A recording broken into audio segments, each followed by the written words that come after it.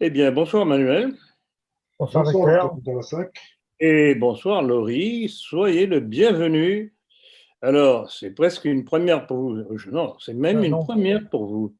Parce qu'en fait, je ne sais plus quand c'était, quand on faisait encore nos réunions à Paris, avant les confinements, vous étiez venu en observateur. tout à fait. Et maintenant, mon cher, vous êtes acteur. Voilà, Donc, soyez le bienvenu. Merci d'avoir fait l'effort, hein, merci malgré beaucoup. vos nombreuses choses à faire. Bon, alors, il est évident que, bon, c'est dommage, on n'aura pas Pierre aussi avec nous, parce qu'il a eu une petite intervention chirurgicale et il m'a demandé de remettre ça la prochaine fois. Et il n'y a aucun problème, bien entendu. Étant médecin, je ne vais pas être surpris par une chose pareille. Donc, nous lui souhaitons un bon rétablissement. Et bon, il n'y a pas de danger particulier, c'est une opération relativement bénigne et je n'ai pas à rentrer dans les détails. Voilà, à toutes mes amitiés, Pierre, puisque vous allez nous entendre certainement dès que ce sera publié. Eh bien, allons-y les enfants. Alors, on va commencer par une question concernant le front vaccinal. Est-ce que vous avez vu la déclaration du professeur Montagnier à propos de l'origine des variants? Ok, oui, elle est très importante, cette déclaration.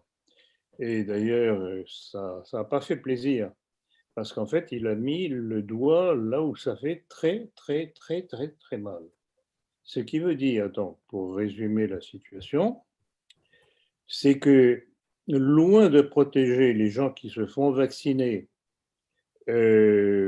croyant en la promesse d'être à l'abri, de préserver les leurs, etc., et de pouvoir voyager, de pouvoir aller les uns chez les autres, eh bien finalement, on s'aperçoit que les gens qui sont vaccinés, non seulement peuvent diffuser le Covid, et même des formes plus graves, c'est ça qui est très curieux, mais aussi sont à l'origine des variants. Alors, ça peut paraître bizarre, paradoxal, mais quand on sait que les pays qui ont le plus vacciné sont ceux aussi où apparaissent le plus de variants, eh bien, la boucle est bouclée, la démonstration est faite. Alors, exemple, la Grande-Bretagne, par exemple. La Oui. Grande-Bretagne, les États-Unis, l'Allemagne, la France, bien que ce soit absolument dossier défense, on n'en parle pas, bien entendu, nos chers médias. Alors, vous pourriez me dire aussi, mais Israël aussi, ils sont énormément fait vacciner, pourtant on ne nous signale rien. Eh bien, détrompez-vous, quand on voit la presse étrangère qui répercute des informations venant d'Israël, ils ont exactement le même problème, simplement on ne peut pas l'avouer, parce que, comme je l'ai dit, je crois ironiquement lors du dernier entretien, il ne peut rien venir de mauvais d'Israël. Donc voilà la situation, et le professeur Montagnier a vraiment mis le doigt où ça faisait mal, et c'est la démonstration que le vaccin ne sert strictement à rien, simplement de plus en plus souvent de vous envoyer à la patresse. Donc à vous tuer, pour ceux qui ne connaissent pas le latin. Vous avez vu ils vont ouvrir dans pas longtemps la vaccination aux plus de 12 ans. Tout à fait, c'est absolument criminel. Alors que rappelez-vous, il y a quelques mois encore, on nous disait que les jeunes n'étaient pas porteurs, n'étaient pas susceptibles d'attraper le Covid. En effet. Quand on voit cet acharnement à vouloir, étape par étape, vacciner les différentes tranches d'âge, est-ce que ce n'est pas la confirmation de ce que l'on sait déjà, des annonces faites par un certain nombre d'individus, dont Bill Gates, parlant, annonçant qu'il fallait faire la dépopulation mondiale? Donc, la vaccination est une arme de guerre contre les populations.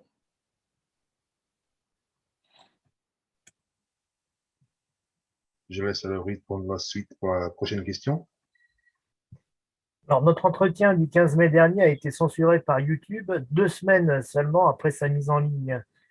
La raison invoquée, les informations médicales incorrectes. Souhaitez-vous commenter cette énième censure?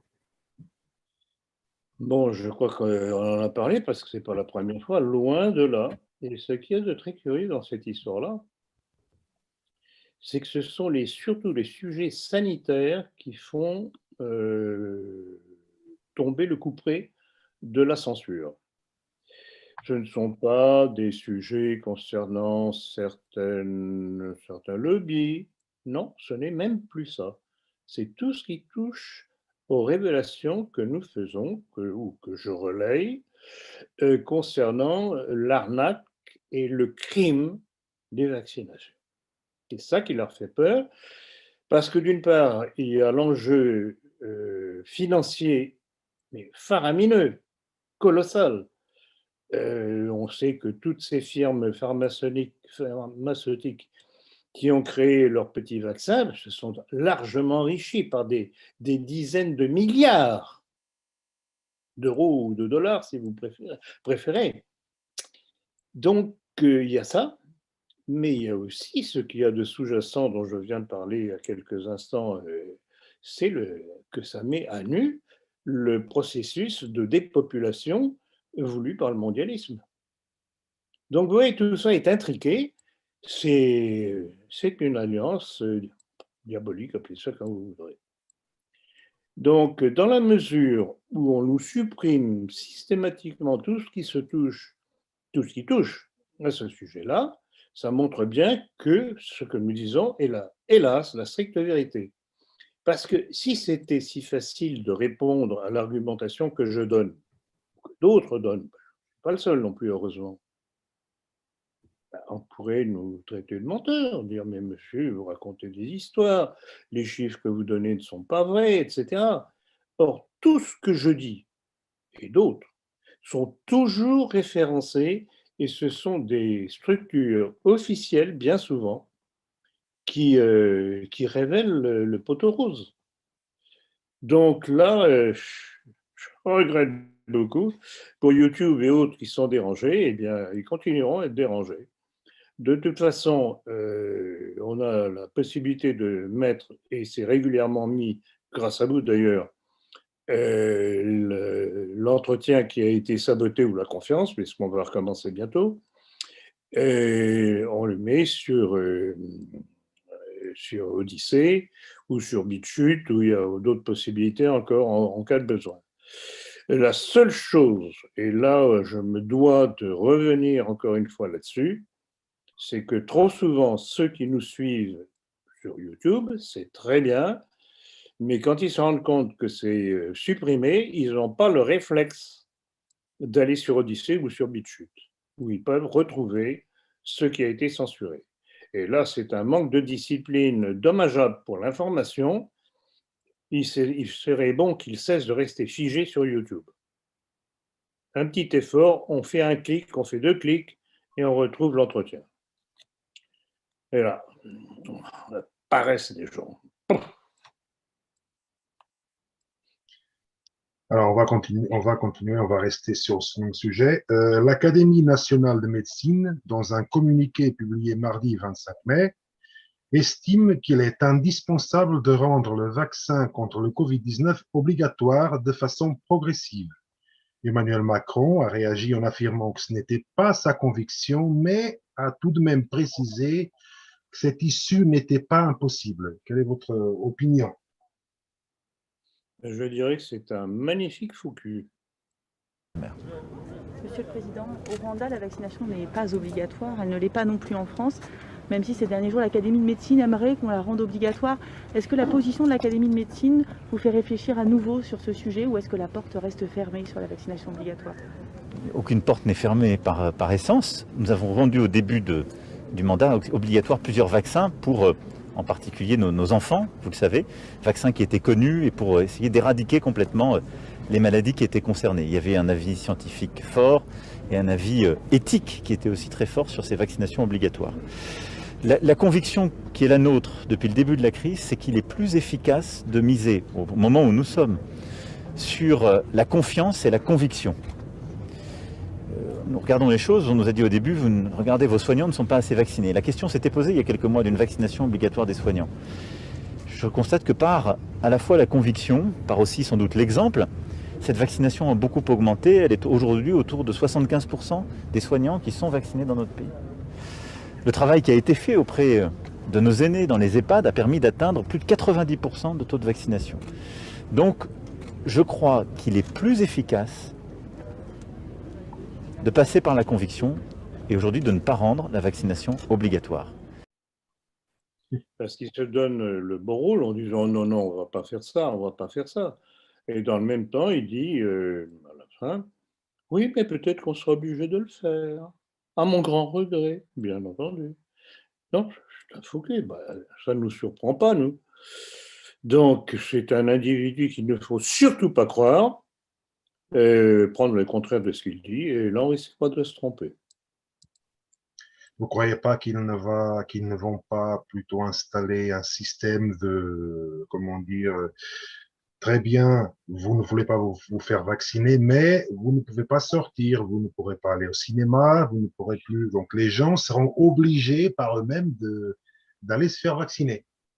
Mais rappelez-vous le texte de la déclaration de Christophe Barbier que Oui, nous avions sorti, c'était exactement cela qu'il annonçait. Quand le vaccin contre la Covid va arriver, faut-il le rendre obligatoire? D'abord, prenons en compte le cas de tous ceux qui ne peuvent pas être vaccinés pour des raisons médicales, des allergies ou autres problèmes. Il faudra bien leur faire une place dans la société malgré cette impossibilité. Ensuite, pour les autres, ceux qui se méfient de ce qu'on leur inocule, ceux qui tombent souvent dans le complotisme, il faut être coercitif, mais plus malin peut-être qu'une obligation de type militaire. On ne va pas mettre les gens en prison. Eh bien, instaurons donc une règle. Si vous n'êtes pas vacciné, vous ne pouvez plus aller au restaurant, vous ne pouvez plus aller au théâtre, vous ne pouvez plus prendre l'avion. Vous êtes de vous-même retiré de la vie collective, vous êtes auto-confiné. Il faudra avoir son certificat de vaccination comme un laissez-passer pour être dans la société. Cela permettra sans doute de faire comprendre à chacun que le vaccin, ce n'est pas seulement l'intérêt particulier de tous ceux qui peuvent être victimes de la maladie, c'est l'intérêt général, c'est l'intérêt supérieur de la nation. Henri Cannon, rappelez-vous, oui, on en pourrait effet. refaire un copier-coller à ce sujet-là. C'est d'un cynisme sordide. Non, mais vous savez, il faut commencer à dresser nos petites listes de ceux auxquels il faudra rappeler ce qu'ils ont fait, ce qu'ils ont dit. Vous voyez ce que je veux dire? Je comprends, je vois. Petite liste. Parce qu'on oublie les choses. Qui ne viennent pas après de dire « Ah, mais vous aviez raison, je m'étais trompé, etc., etc. » pour essayer de se réintroduire. Et non, ils ne se réintroduiront pas, ils auront un autre sort. Je comprends parfaitement. Je vous laisse, Laurie. J'ai l'habitude de dire les choses carrément, vous savez. Oui, oui, bien sûr, on a La l'habitude. mentalité chirurgicale est quelque peu tranchante. Santé publique France a annoncé un changement important dans le système qui permet de comptabiliser les cas de Covid-19 en France après avoir su évaluer le nombre de malades en comptant plusieurs fois certains patients. Que pouvez-vous nous en dire plus sur cette affaire? Alors, j'avoue que je suis sidéré parce que ça ne colle pas avec le reste des discours officiels. Donc, ils avaient vu en clair que, en fait, pour paniquer les populations, ils ont voulu montrer qu'il y avait un cas épouvantable de gens contaminés par le Covid.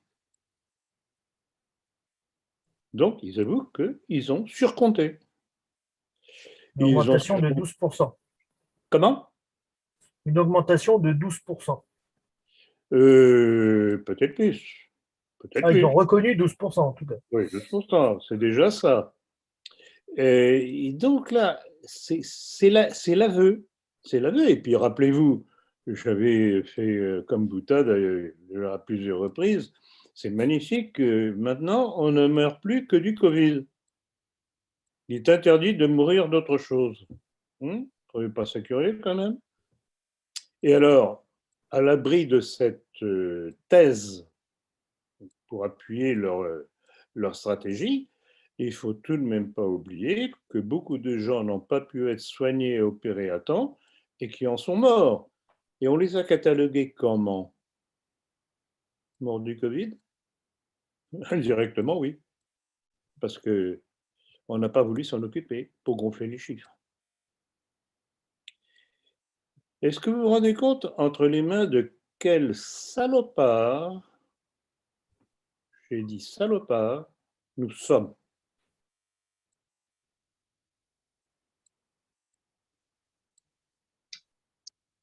Alors, on va passer à la prochaine question qui est encore sur le même Covid. Des influenceurs ont reçu une proposition de 2000 € d'une agence présumée londonienne pour qu'ils critiquent le vaccin Pfizer au profit de celui d'AstraZeneca. Est-ce que nous ne serions pas dans une guerre d'actionnaires là-dessus? Alors, oui, sans doute. Sans doute, parce qu'effectivement, l'AstraZeneca est mal parti avec la casse qu'il y a eu, et encore, on ne sait pas tout. L'échange a été très bref parce que j'ai pas donné suite, parce que moi je suis médecin, mes valeurs et mes principes ne sont pas du tout à vendre, surtout quand il s'agit de communiquer des fausses informations aux gens.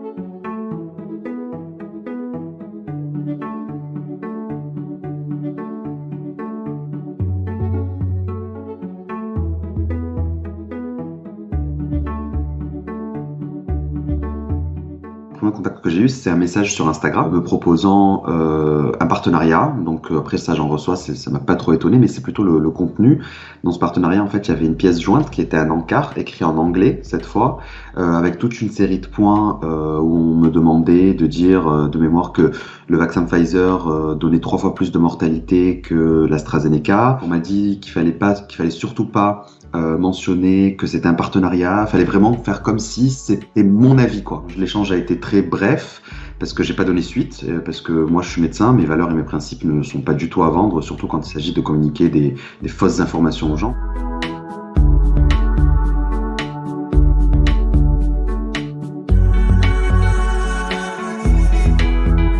Cette agence a plein de zones d'ombre. Déjà, elle n'est pas enregistrée au registre des entreprises du Royaume-Uni, où elle est censée être. Son adresse, il suffit de vérifier, pareil, sur des annuaires londoniens.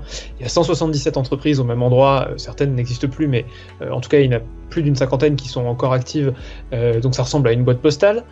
Il n'y a pas d'organigramme, il n'y a pas de client. Il n'y a pas d'opération réussie. La raison nous porte à croire qu'il n'y a pas grand-chose derrière, en fait. Ça semble pour moi être une sorte de façade. Cette opposition entre AstraZeneca et Pfizer, le côté tirez vos propres conclusions, cette rhétorique qui est effectivement issue des théories du complot, me fait penser à comment la Russie communique autour du vaccin Sputnik V, sur Twitter.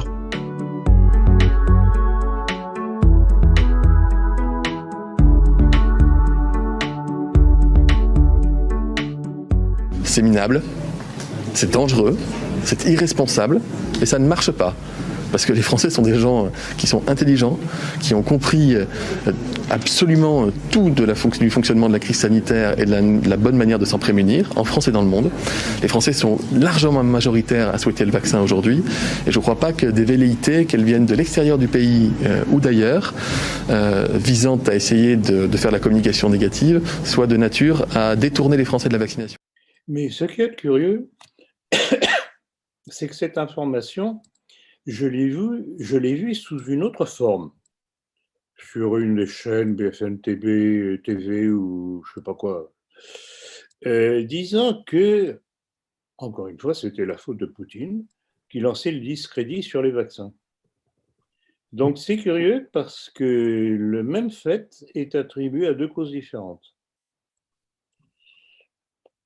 De toute façon, c'est pas ça le plus important.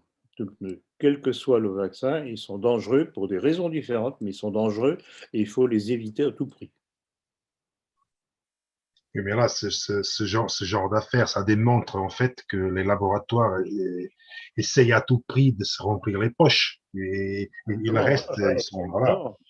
Évidemment, on le sait parfaitement que ce soit Albert Bourla, dont on connaît les origines, hein, comme je l'ai rappelé, celui de Moderna et compagnie, ils sont tous devenus plus que multimillionnaires.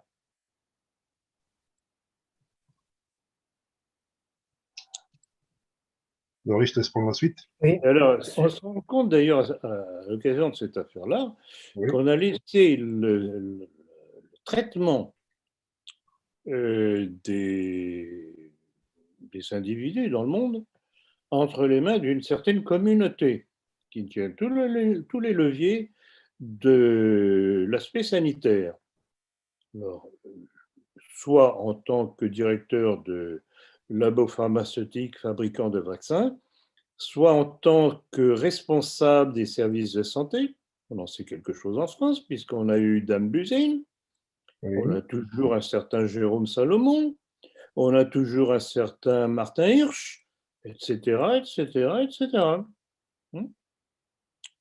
Donc voilà comment tout l'aspect sanitaire mondial est entre les mains d'une certaine communauté. Bravo. Alors, dans un autre domaine, nous allons prendre une affirmation d'Olivia Grégoire, qui est la secrétaire d'État chargée de l'économie sociale, solidaire et responsable, qui a dit « Je remarque que beaucoup des modérés, des humanistes ont quitté les républicains.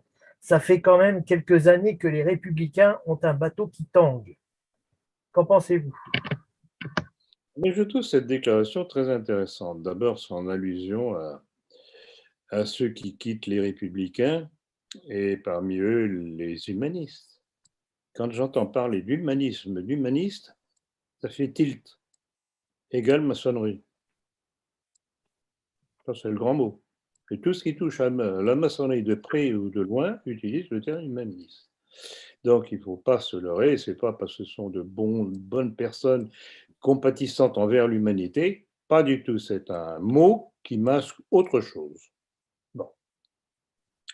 Alors, elle est bien gentille de pointer du doigt les remue-ménages au sein des Républicains. Certes, il y en a, effectivement. Et je voudrais signaler par la même occasion, pour répondre à votre question, Laurie, c'est que parmi ceux qui ont quitté, il y a un certain Xavier Bertrand, humaniste, franc-maçon du Grand Orient. Vous voyez la démonstration? Et puis il y a Pécresse aussi, qui n'est pas loin, etc., etc. Donc je dirais que plutôt que de se réjouir de la part de cette personne que vous avez citée, Madame Olivia Grégoire, je me dirais à la place des Républicains, ben, tant mieux, bon débarras de ces gens-là. Et d'ailleurs, c'est exactement ce que j'ai pensé quand j'ai vu comment comment il s'appelle, le maire de Nice, Ah, monsieur Estrosi. Estrosi et le maire de Toulon, Hubert Falco, très Oui. proche de la maçonnerie, Estrosi très proche d'Israël, avait tout de même été mis à la porte quelque peu manu militari à la suite de leur volonté de faire des alliances communes avec la République en marche. Oui. Donc c'est pas mal, ils font le ménage, je ne sais pas s'ils arriveront à se mettre d'accord sur un nom qui pourra nous convenir. On verra, on a encore le temps de voir venir d'ici là. Alors, en 2050, 50% de la population française sera métissée. C'est une affirmation de Jean-Luc Mélenchon lors d'un meeting dans l'Aveyron. Est-ce que vous avez vu cette information et quelle est votre analyse? J'ai vu cette information et mon analyse, bon, elle est toute simple, c'est que c'est le souhait de Mélenchon. Mélenchon, rappelez-vous ce que est-ce que c'était dans un entretien ou dans la politique, je ne me rappelais plus. J'ai rappelé dernièrement ses origines. C'est toujours la même haine de la France blanche, catholique. Il faut la submerger pour la détruire. C'est ça son but. Il n'est pas le seul.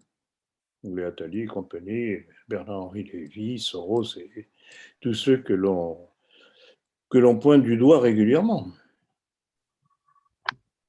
Donc pas de panique, ce sont mais effectivement, il faut faire attention.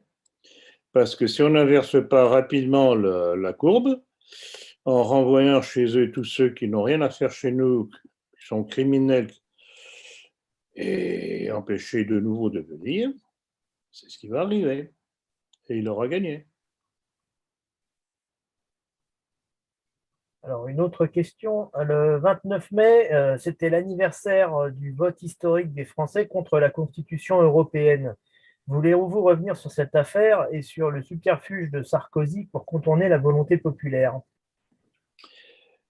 Excellent, oui, effectivement. C'est joli, joli, joli. Un bon démocrate. Alors, bon.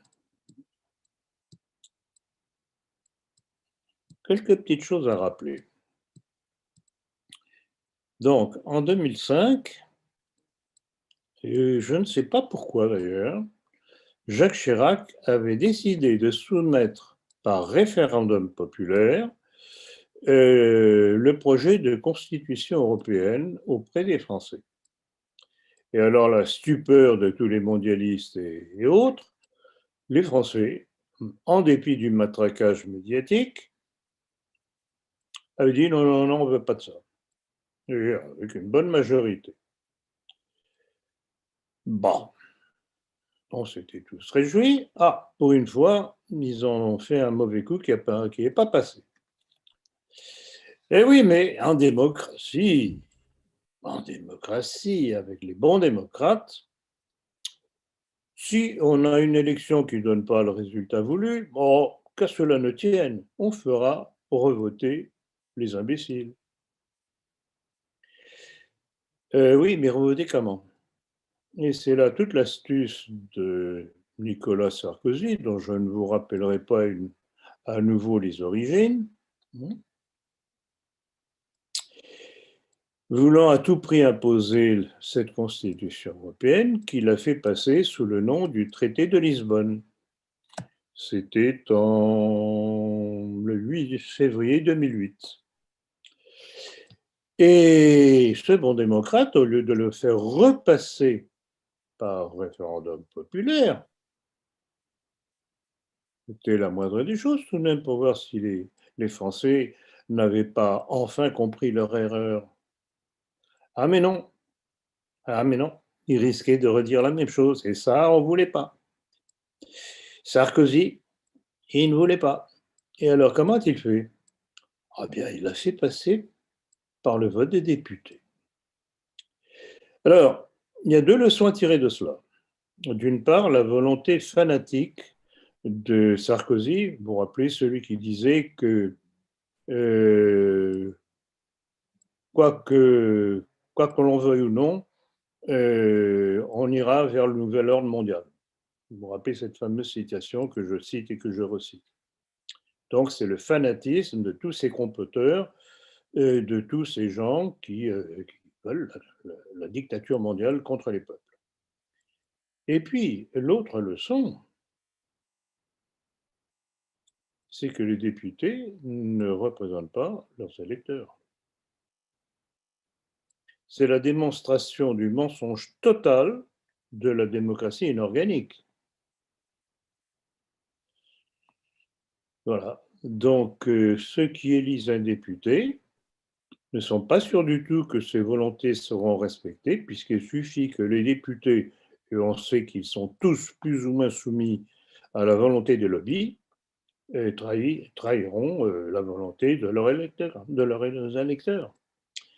Donc voilà, c'est ça. Moi, je trouve ce genre de fait absolument utile, révélateur, parce que ça montre que la démocratie n'existe pas. Elle n'a existé que du temps des corporations, puisque là, l'individu, rappelez-vous, je le répète sur tous les tons, le citoyen ne votait que sur les choses qu'il connaissait directement. Il n'avait pas besoin de la presse pour lui dire comment il fallait penser. Il n'avait pas de cervelle de papier. Il votait en fonction de son expérience, de son vécu, dans son lieu de travail, avec son travail, et en société, dans la société dans laquelle il vivait. Et là, c'est difficile de tromper. Il voyait tout de suite où étaient ses intérêts. Et ça a été le génie criminel de ceux qui ont préparé la Révolution anti-française, c'est de donner à croire aux citoyens qu'avec un petit bout de papier, il exprimerait sa volonté. Enfin, voilà ce qu'on fait avec sa volonté. En fait, son bulletin de vote, il y en a certains qui se torchent le cul avec. Alors, le dimanche de Pentecôte, Macron a reçu à l'Élysée 2 youtubeurs appelés McFly et Carlito. Que vous inspire cette étrange initiative? Il donne toujours dans le médiocre. En fait, bon, je crois que la préoccupation essentielle de Macron est comment se faire réélire. Et bon, je ne crois pas du tout aux sondages qui semblent indiquer une certaine stabilité. Même parfois, on nous dit qu'il remonte. Oh là là. Et je pense donc qu'il est très préoccupé de sa réélection, lui et ceux qui l'ont amené au pouvoir, et surtout. Donc, il essaye de reconquérir ou plutôt de conquérir des pans de la société, et il veut faire jeune. Il y a aussi quelqu'un qui avait fait dans le genre, c'était un certain Valéry Giscard d'Estaing, quand il voulait faire populo en jouant de l'accordéon. C'est minable. En fait, c'est un mépris de ceux auxquels il s'adresse. Au lieu de les élever, il les abaisse. Donc voilà ce que ça m'inspire. Macron est un minable qui ne serait jamais arrivé s'il n'avait pas été soutenu par toute une mafia de lobby qui avait besoin d'individus comme lui, malléables, pour pouvoir faire la politique qu'il voulait imposer pour continuer la destruction de la France. Voilà ce que ça m'inspire, cette initiative. Pour rester sur Macron, il y a un scandale de plus à son actif. C'est Sébastien Ozierson, le fils aîné de Brigitte Trogneux, donc Brigitte Macron, qui est devenu en janvier 2016 senior vice-président de la société Kantar TNS Sofres, filiale de WPP, le leader mondial des études d'opinion, basé depuis 2009 à Jersey. Un commentaire? Donc oui, mais c'est un petit peu la démonstration de ce que je viens de dire à propos des sondages. Donc vous imaginez un sondage fait par la Sofres entre les mains de celui que vous avez désigné, donc le fils de Brigitte Macron. Est-ce que vous pouvez penser que ce sont des sondages honnêtes auxquels on peut se fier?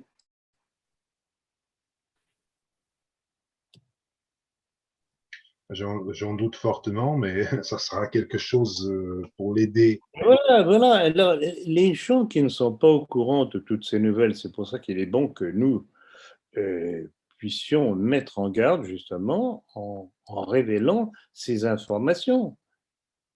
Quand on sait qui tient les instituts de sondage, et Sofres n'est pas la seule à être dans ce cas-là. Les sondages aujourd'hui sont devenus une forme de gouvernement pour induire la volonté populaire. Les gens n'aiment pas se croire qu'ils sont tout seuls. Donc, si on leur fait croire qu'il y a une majorité qui est dans un sens, ils auront, pour les plus faibles d'entre eux, en tout cas faibles intellectuellement, tendance à vouloir faire partie de cette majorité, ou soi-disant telle. C'est ça la démocratie, encore une fois. C'est une représentation, mais pas une réalité.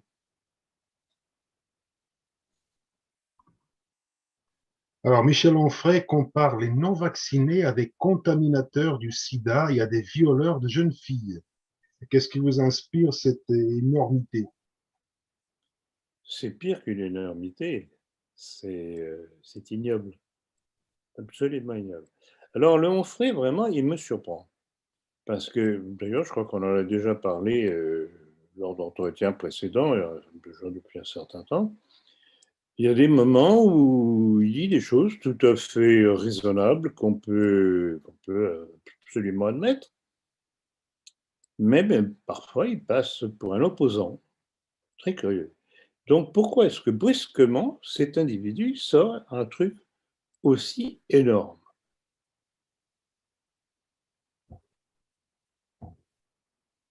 C'est tout de même incroyable. Les non-vaccinés comparés À des contaminateurs du sida. oui, les contaminateurs de sida, Violeur de jeune fille. Je me demande si, alors, est-ce que ce type est normal? Bon, je sais aussi avec qui il est marié, donc peut-être une petite influence qui joue. Mais enfin, c'est énorme. Voilà. Donc, bon. Je sais pas, par moment, je me dis, mais ce type-là a été placé pour dire certaines choses à certains moments, et bon, en fait, il obéit à la consigne qu'on lui donne. Pas. Bah, il y a des hôpitaux psychiatriques aussi. Pour certains. On passe à la prochaine question. Je laisse Laurie prendre la main. Oui, alors. François Bayrou a affirmé dans une tribu publiée par le Huffington Post: assurer notre avenir démographique passe par deux voies, avoir plus d'enfants ou accueillir des personnes d'autres pays. Que vous inspire son affirmation? C'est un lâche. C'est un lâche parce qu'il appartient tout de même à la communauté nationale de par sa naissance. Fanti de ça pour le groupe Les Républicains. Vous avez la parole. Merci, Monsieur le Président. L'avenir démographique de notre pays n'est pas assuré. Ce n'est pas moi qui le dis, mais le haut-commissaire au plan, M. Bayrou, dans son récent rapport. Il manquerait 40 à 50 000 naissances par an pour assurer le renouvellement de nos générations. Contrairement à ce qu'on pouvait penser, la crise sanitaire n'a rien arrangé puisque, en janvier 2021, la baisse était de 13% par rapport à l'année dernière. Nous passons donc d'un baby-boom des années d'après-guerre à un baby-crack de la crise sanitaire exacerbée par les conséquences d'une politique familiale un peu malmenée, il faut le dire, depuis ces derniers temps. Le gouvernement Hollande porte le deuil de cette politique familiale et il me semble que les choses ne se sont pas bien améliorées. Et pourtant, les Français sont à désir d'enfants et ce n'est pas du mode d'emploi dont ils ont besoin. Que nous propose M. Bayrou? Il nous dit qu'il faut se ressaisir et il propose un pacte national de la démographie avec deux propositions. Avoir plus d'enfants, franchement, c'est presque une lapalissade. Et deuxièmement, un apport migratoire. La seule solution pour rétablir la natalité, le nombre de bras dont on a besoin pour faire fonctionner un pays, c'est de pousser à une politique familiale. Donc faire des enfants français de souche. Mais non, ce type-là est toujours entre deux. C'est un personnage indéfinissable. Il va là où croit que se trouve le vent, et là, en l'occurrence, il donne deux pistes, donc il peut plaire à tout le monde. C'est minable. Et de toute façon, vous savez très bien ce que je dis, et je répète sur tous les tons, nous devons rétablir le droit du sang. Ça commence par là. Oui. Je dis et je répète aussi souvent que cela ne veut pas dire qu'on ne pourrait pas accueillir tel ou tel immigré, mais en fonction de ses qualités, des qualités qu'il pourrait apporter à notre nation. Mais ce n'est pas indu, ce n'est pas du donner comme ça, gratuitement, sans qu'il le demande, ça se mérite. Ça, c'est notre position indéfectible. Mais j'espère que parmi les républicains, tout au moins celui qui serait porteur de l'étiquette républicaine au prochain présidentiel, il reviendra sur ce sujet et osera dire les choses.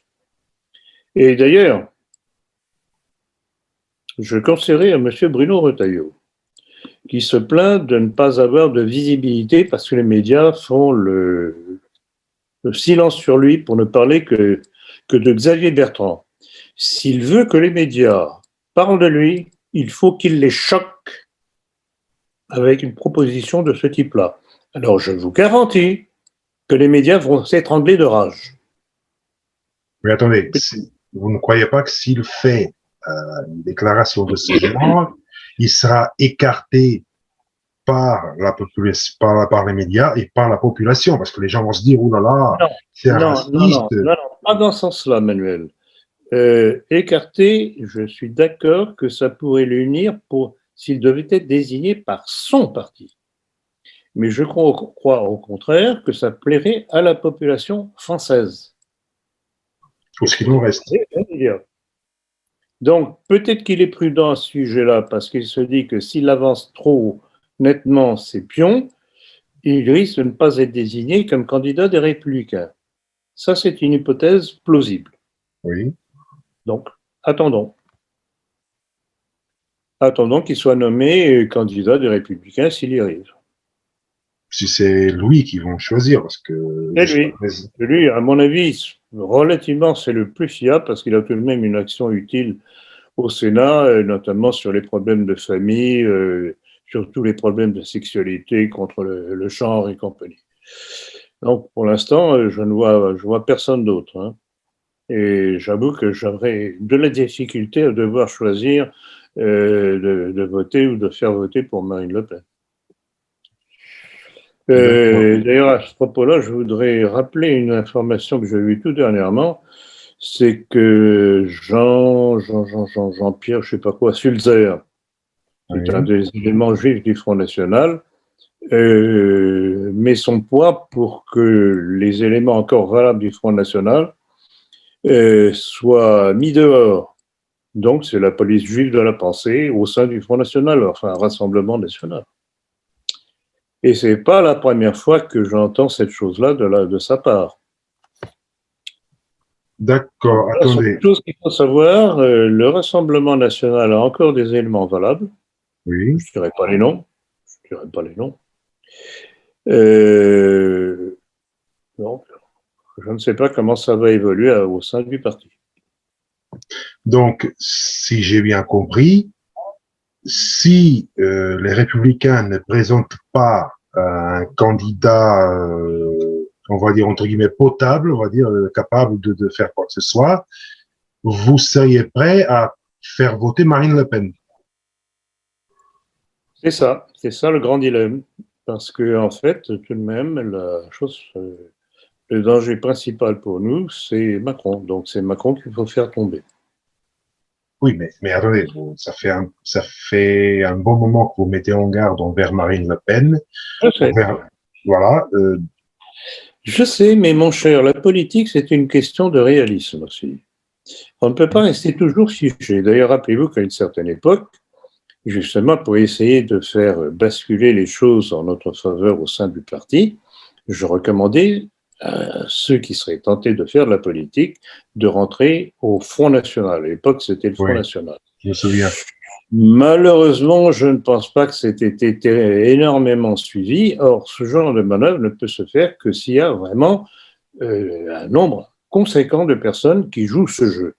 En la bouclant, ce n'est pas pour entrer au Front National en disant, voilà, moi, je suis nationaliste, je suis anti-franc-maçon, etc., etc. Non, c'est la boucler. La boucler, se faire bien voir de la patronne. Ce qui est toujours valable, d'ailleurs. Donc, je le réitère. Mais hélas, et vous avez tout à fait raison de pointer du doigt qu'apparemment, je me contredis, je serais vraiment désolé de devoir le faire, mais il faut choisir entre des dangers. Et je regrette beaucoup, mais Macron me semble le plus grand danger. Espérons qu'on aura d'autres solutions. Très bien. Bon, dans ce cas, on va passer à des questions. Vous qui me connaissez même quelque peu, même pour Laurie, Pierre, qui, bon, hélas, n'est pas là, vous savez très bien, fondamentalement, je suis un pragmatique. Oui. Je ne suis pas un idéologue. Je défends le nationalisme, et vous savez très bien que je dis que le nationalisme n'est pas une idéologie. C'est un pragmatisme. C'est-à-dire que tout nationaliste agit en fonction de l'intérêt de la nation et des Français. C'est un pragmatisme.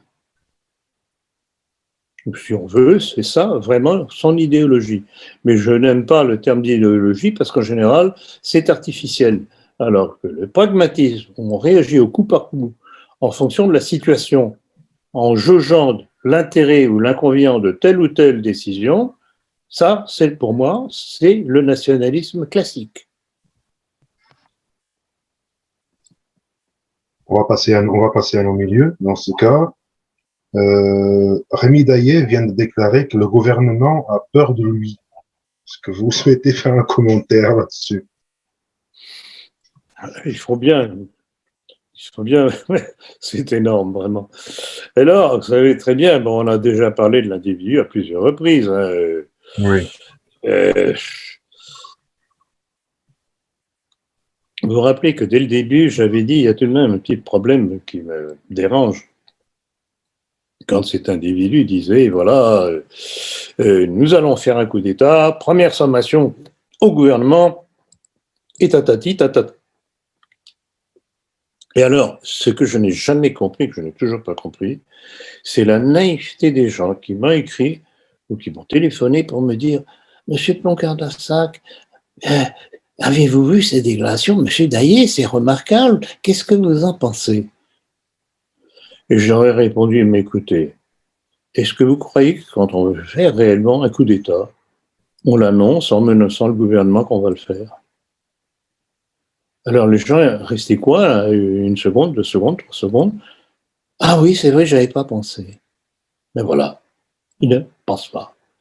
Ils réagissent comme des éponges à une image et ils ne pensent pas à la conséquence de ce qui est dit, de ce qui est annoncé.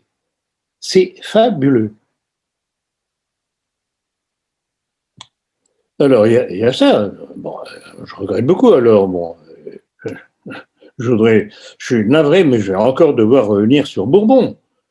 Bourbon qui se met à pleurnicher dans les colonnes de Rivarol sur le malheureux sort de ce Daillé. Et Daillé qui est mêlé à l'affaire de la petite Mila, qui s'est enfui, je crois que c'est en Indonésie. Non, en Malaisie. En Malaisie. Oui. Et il vient de se faire arrêter en Malaisie. Ah ben c'est pas du tout parce qu'il c'est un dangereux complotiste. C'est parce qu'il est rentré illégalement en Malaisie, c'est tout. Alors voilà, c'est ça qui m'exaspère avec Bourbon et avec Rivarol. C'est que ça donne comme héros des individus type Daillé aux populations. Donc à quoi sert ce journal? Je suis navré, ça va pas faire plaisir à Bourbon. Mais quand je vois ça, je me dis, mais Bourbon, est-ce que vous êtes libre ou est-ce qu'on vous impose certaines choses? Il y a un problème.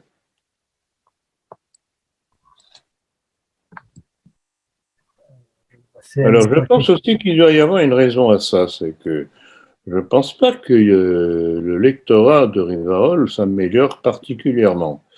Et une des hypothèses pour expliquer ces différentes positions étranges, notamment, il continue à soutenir Hyssen. Et il a même fait un coup tordu à Soral, qui avait mis en garde tout récemment Hyssen, on en a parlé dernièrement.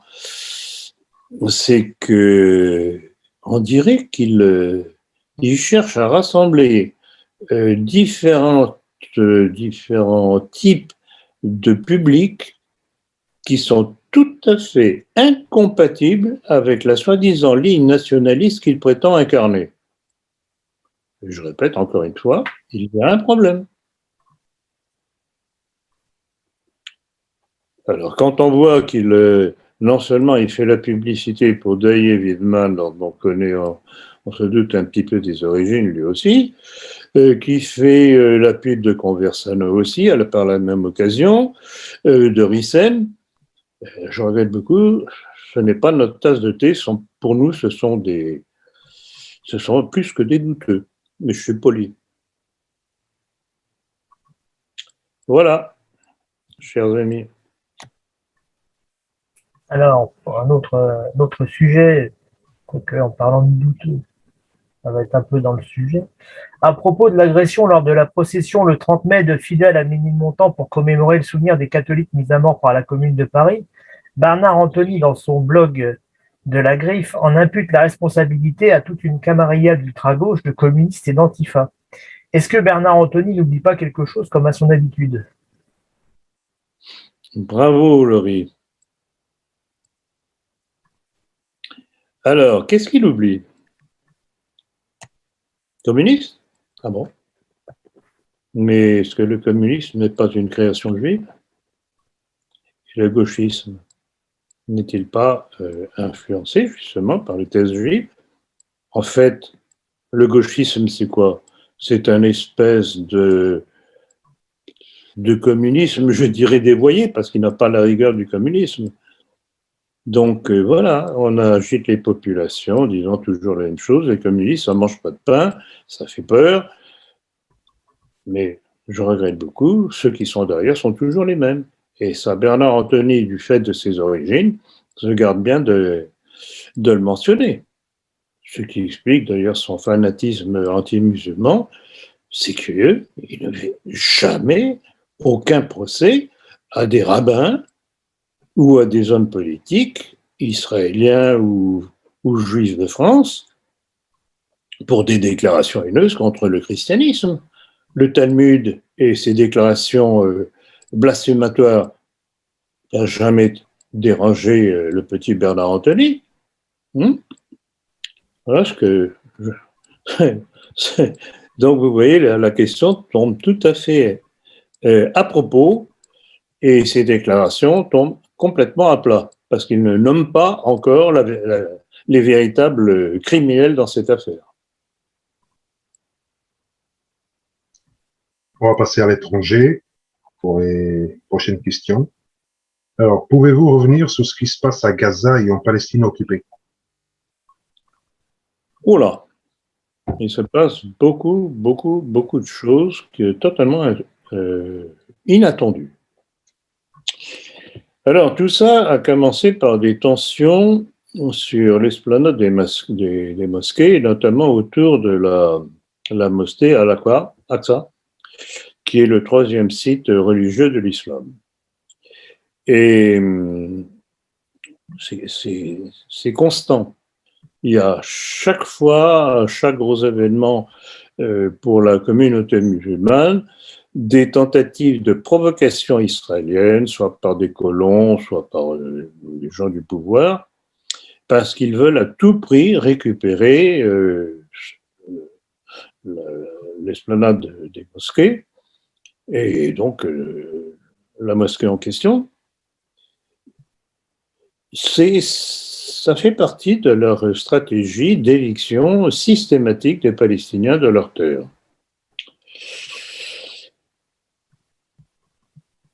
Alors, il s'est passé 2 choses.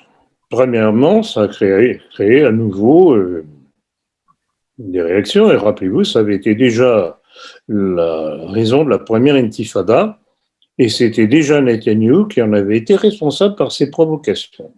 Donc, vous voyez, c'est du bis repetitas.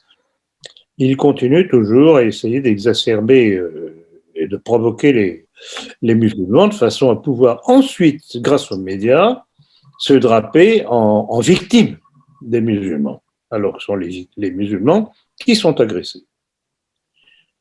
Bon, alors il y a eu une réaction deux réactions à laquelle ils ne s'attendaient pas. C'est que pour une fois, les musulmans, ce qu'on appelle les Arabes israéliens, c'est-à-dire les musulmans vivant en territoire d'Israël, volés, bien sûr, se sont mis à réagir, et violemment. Ce n'était pas du tout prévu. D'où un début de crainte de la part des Israéliens. Parce qu'il est évident tout de même que les musulmans en Israël sont tout de même assez nombreux, et que s'il y avait une réaction organisée contre l'État d'Israël, ça pourrait faire très mal. Et puis, il s'est passé quelque chose de très curieux. c'est qu'en réponse aux provocations israéliennes, le Hamas s'est mis à bombarder les principales villes israéliennes, et pas simplement celles de la frontière, en profondeur aussi, avec des fusées artisanales. Qui n'ont rien à voir à faire avec les fusées modernes, guidées, etc., par tous les systèmes possibles et imaginables. Artisanales. Et ils ont tablé sur la quantité, c'est-à-dire l'envoi simultané de plusieurs dizaines ou centaines de ces missiles contre les cibles.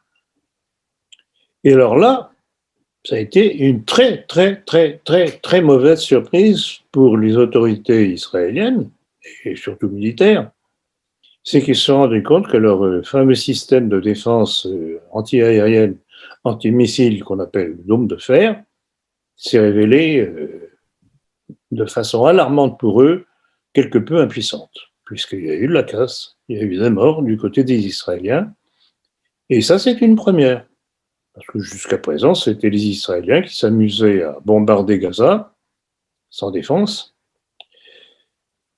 faisant des centaines, au fur et à mesure, des centaines de milliers de victimes, hommes, femmes, enfants, et dans le silence assourdissant de la communauté internationale, ce qu'on appelle la conscience universelle, n'est-ce pas? Et alors là, évidemment, mauvaise surprise, c'est un réveil quelque peu douloureux. Et on en est là. Et il y a une chose qui m'a surprise, c'est de voir tout de même avec quelle facilité, relative rapidité, Israël a accepté un cessez-le-feu, ou a voulu un cessez-le-feu. C'est au point que certains disent que finalement, c'est le Hamas qui a gagné. Bon, n'allons pas jusque-là, mais il a porté des coups très durs à Israël. Et on peut se demander si les Israéliens continuent ce petit jeu-là, ils ne sont pas en train de signer la fin de leur État. Parce que si on ajoute les faibles moyens du Hamas, parce que ça a fait pour Israël, avec les moyens du Hezbollah libanais, rappelez-vous l'échec d'Israël lors de l'invasion d'Israël en 2006, où malgré tous les bombardements sur les principales villes libanaises, du fait de la résistance du Hezbollah, Israël est obligé de se replier et de partir la queue entre les jambes. Et puis à l'Iran, et puis à la Syrie. Et si tout ce monde-là se met ensemble, Israël risquerait de bien voir ses derniers jours comptés. Et c'est pour ça que déjà depuis plusieurs mois, je dis que pour moi, les jours d'Israël sont comptés. Alors attendons, voyons venir. Mais je pense que si un jour on devait essayer de trouver, enfin on devait réussir plutôt, à trouver une solution au conflit israélo-palestinien, où on déplace les Israéliens sur un autre territoire, disons non peuplé, ou très peu peuplé, ça pourrait être l'Arabie Saoudite après tout. D'autant que, comme vous verrez dans le prochain numéro de la politique, je mets en lumière les origines juives de la famille saoudienne. Et donc ce serait une possibilité. Et puis l'autre possibilité, ce serait effectivement certainement pas ce qui a créé ni à l'une des parties ni à l'autre. C'est un État avec deux nations. Mais pour cela, il faudrait que les États-Unis cessent de renflouer régulièrement les finances d'Israël et lui fournir ses armes les plus modernes. Donc tout est entre la main des États-Unis. C'est pour ça que je souhaite ardemment que la tactique de Poutine à la fois des dédollarisations et par ses capacités militaires retrouvées aujourd'hui amène à l'effondrement de la puissance américaine. Et ce sera pour le mieux pour la paix du monde. Voilà. Alors, toujours dans international, que pensez-vous du détournement d'avions imputé à la Biélorussie pour mettre la main sur un dissident? Vous savez, quand on veut se débarrasser d'un dissident, il y a moyen de faire les choses plus discrètement. Non, faut pas rigoler. Alors, j'ai vu une chose intéressante à ce sujet-là, c'est un ancien pilote à la retraite. Comment s'appelle-t-il?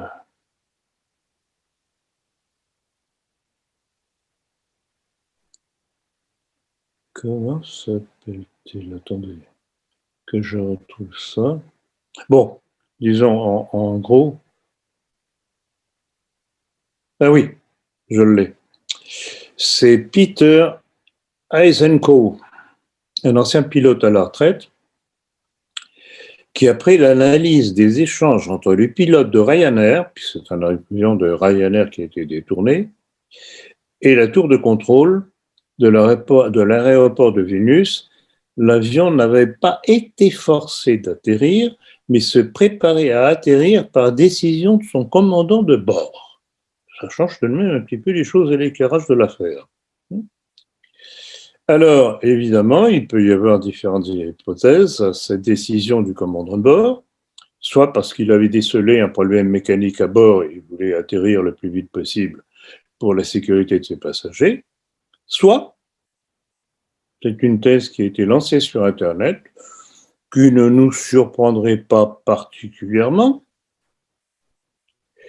c'est que ce serait une opération false flag de la bande à Soros et compagnie pour diaboliser le président de la Biélorussie, Loukachenko, et par la même occasion, bien entendu, n'aura-t-on pas une occasion de diaboliser un peu plus ce malheureux Poutine.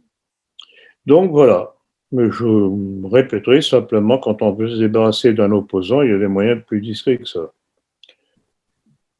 Mais attendez, ce qui a été dit, c'est qu'il y a eu une menace à la bombe et que l'avion a atterri à cause de ça. Et que tout a été fouillé et en fait, ils ont profité de cet atterrissage forcé pour mettre la main sur ce dit monsieur, soi-disant dissident ou je ne sais quoi. Évidemment, sur Internet, il y a des gens qui ont dit oui, mais ça, c'est la main de la Russie. Je suis sûr, c'est les Russes qui veulent se débarrasser de cet homme-là.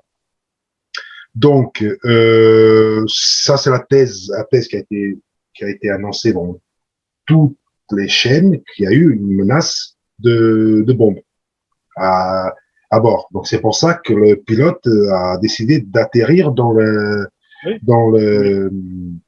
l'aéroport le plus proche. Ouais, mais ça rejoint ce que j'ai dit il y a quelques minutes, justement. C'est que le pilote, probablement pour une raison de sécurité, soit problème de mécanique ou autre, oui, avait estimé qu'il était bon d'atterrir au plus vite.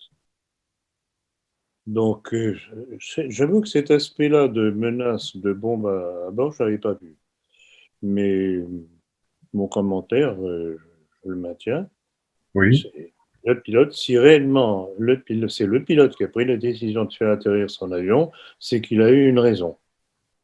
Oui, en effet. On l'a connaît ou on croit le connaître, je n'en sais rien, mais en tout cas, c'est ça le fond du problème. Et ben, depuis, apparemment, il y a quasiment toutes les compagnies aériennes évitent la Biélorussie. Ils passent tous à côté ou personne passe à travers. Mais vous aurez vu que Poutine leur a rendu la monnaie de la pièce, notamment à Air France. Oui, j'ai vu. Interdit de survol de certaines régions. Oui, en effet. Il ne faut pas jouer à cette...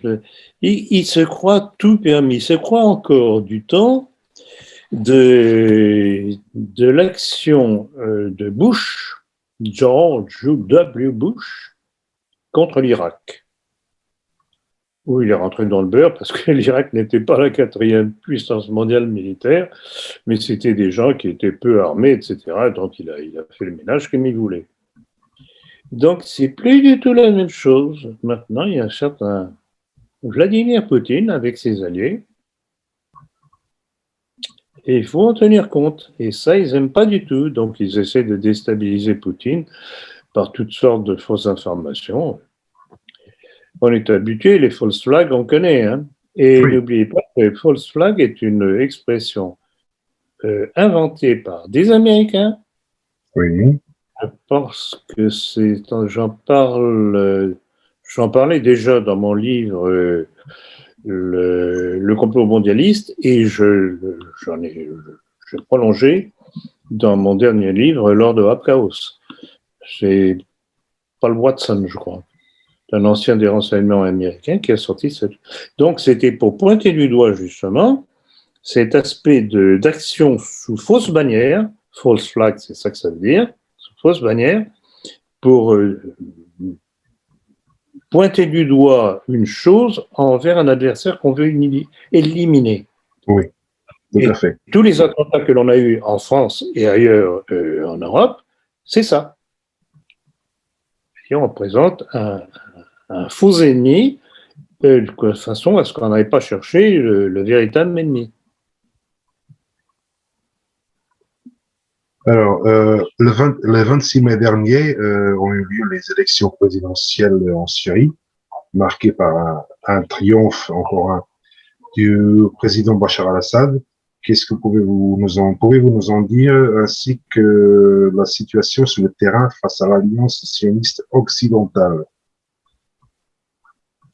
Ils sont bien embêtés, hein, parce que, évidemment, le petit jeu atlantiste sioniste contre la Syrie, de même que tous les pays du Moyen-Orient, toujours en vue d'un peu chercher à imposer le grand Israël, grâce à la Russie et grâce à la ténacité de Bachar el-Assad, ça n'a pas réussi. Bachar el-Assad reconquiert calmement, au fur et à mesure, toutes les provinces qui avaient été perdues au bénéfice de l'État islamique. Rappelez-vous le nombre de fois où je l'ai cité, qui est le patron de l'État islamique. Simon Elliott. Simon Elliott, et non pas Baghdadi. Simon Elliott qui est un agent du Mossad.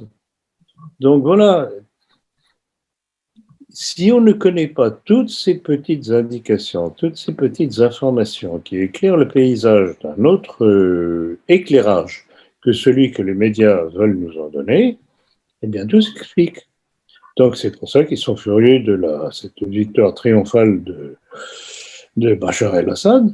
Et en fait, les Syriens, ils le remercient de cette ténacité, d'avoir tenu à maintenir son pays, à reconquérir son pays. Voilà, c'est ça. Et rappelez-vous une de mes devises, la volonté est la suprême créatrice de l'histoire. Et j'aimerais que les Français d'aujourd'hui l'appliquent chez eux.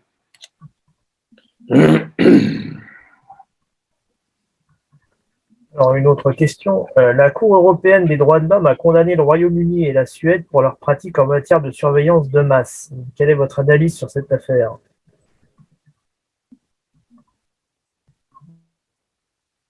Et répétez voir. La Cour européenne des droits de l'homme a condamné le Royaume-Uni et la Suède pour leurs pratiques en matière de surveillance de masse. Je trouve qu'il ne manque pas d'air parce que il y a d'autres pays aussi auxquels on pourrait penser. Hein. Pourquoi pas la France? Oui, mais déjà commencer par ces deux-là, c'est déjà pas mal. Oui, mais ça occulte le rôle tout de même beaucoup plus important, je trouve, de la France notamment et de l'Allemagne. Donc, il y a une manœuvre là de se donner le beau rôle, vous voyez, nous surveillons, nous condamnons, etc. Ah oui, mais condamne pas les deux principaux auteurs de cette politique, la France et l'Allemagne.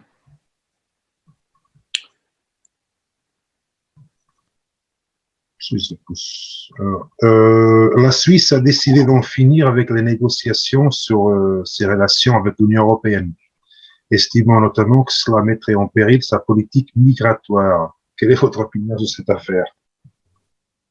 Ils ont raison. Ils se défendent.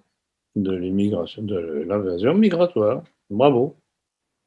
Et voulez-vous que je vous dise autre? Ils ont raison. Si on était gouverné par des gens qui aiment notre pays, c'est ce qu'ils devraient faire. Or, ils font exactement le contraire. Donc, ils n'aiment pas notre pays. C'est un syllogisme, ça.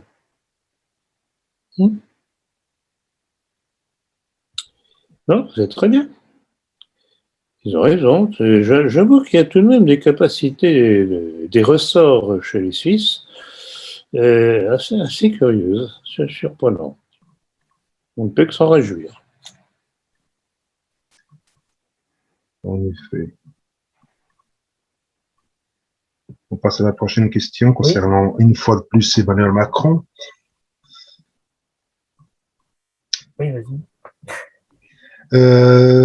Alors, après le discours d'Emmanuel Macron au Rwanda, qui a reconnu les responsabilités de la France, Marine Le Pen a regretté une repentance permanente.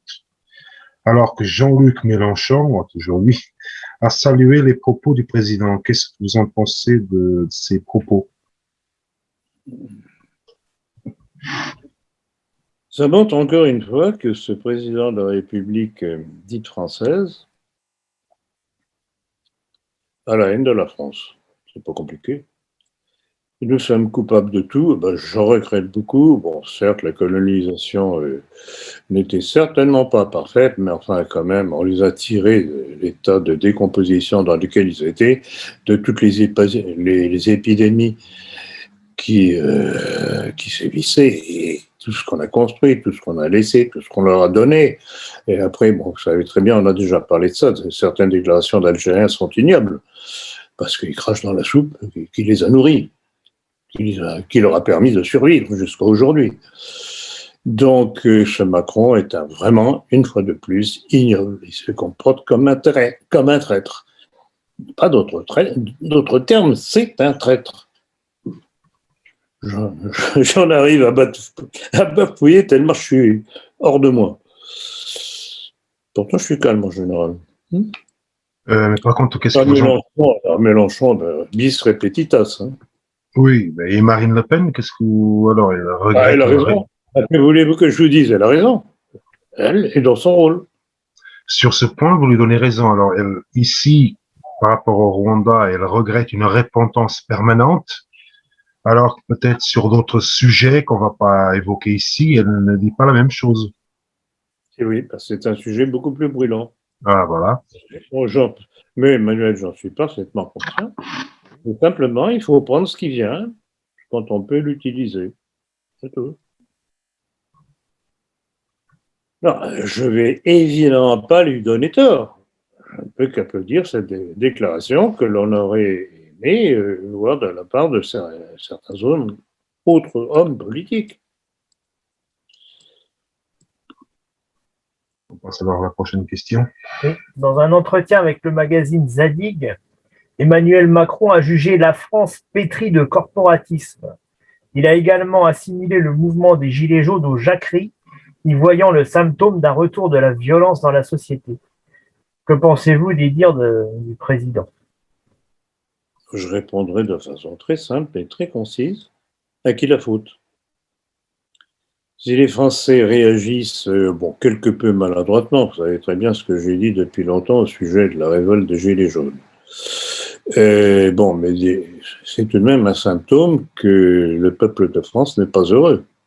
Sous Macron, entre autres, puisque Macron n'est que la suite de ses prédécesseurs de mêmes origines. Donc, les Français n'auraient pas à réagir si tout était plus ou moins supportable encore. Ça devient insupportable, donc ça fait réagir.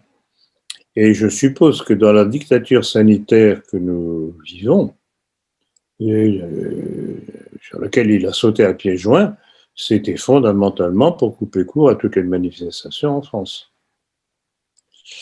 Donc on va voir la suite. Alors là, maintenant, il fait semblant de libéraliser la situation parce qu'il y a les régionales qui s'approchent et il crée un désastre pour ses troupes. On verra. Et vous savez, il ne faut jamais avoir une position rigide par rapport aux événements. Bon, vous me chatouillez tout à l'heure sur Marine. Je savais très bien ce que je pense de Marine. Bon. Mais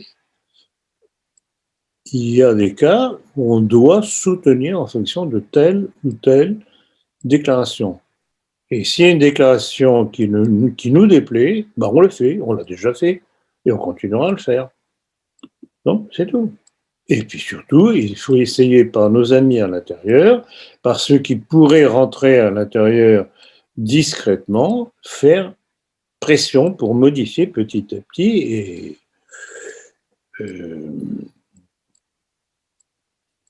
pousser le parti à évoluer autrement. Contrairement au souhait de M. Sulzer. Alors, n'oubliez pas que Sulzer, c'est Le Pen père qui l'a amené. Hein. Donc, c'est pas Marine. Avec